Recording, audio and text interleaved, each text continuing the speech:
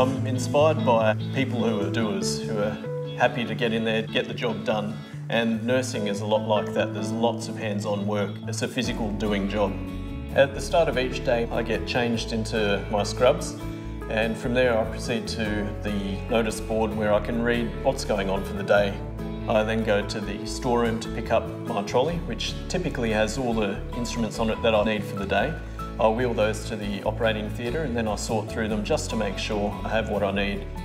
I think having a chat with the patient is important, just to help put a human face on things and to help make them relax before their procedure. At the start of each procedure, we need to complete a surgical scrub. The first one for the day takes 5 minutes, and that's using running water and antiseptic soap. We then don a sterile gown and 2 pairs of sterile gloves.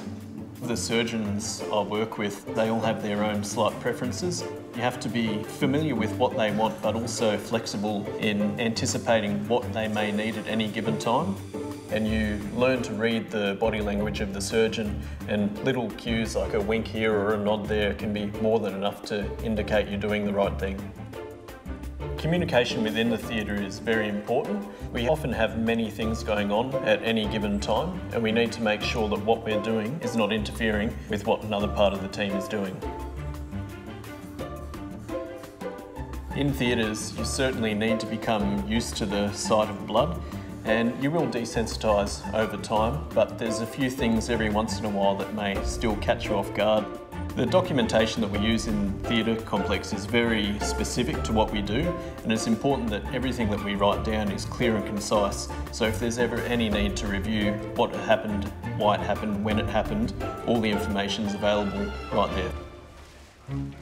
In school, I probably should have paid a bit more attention to the maths side of things, particularly in the nursing profession where drug calculations are vital. You can't have any leeway for errors because the consequences can be quite severe. What made me settle on nursing was job availability and the ability to travel around the world and also volunteer work and things like that. So I looked at the various avenues that were open to me and I settled on Newcastle University. After you graduate from nursing, although a lot of people tend to work on the wards, there are many other specialties such as aged care, theatre work, intensive care units, emergency departments and mental health. In my final year I had a placement at Lake Macquarie Private in the operating theatres, and that's kind of how I ended up where I am.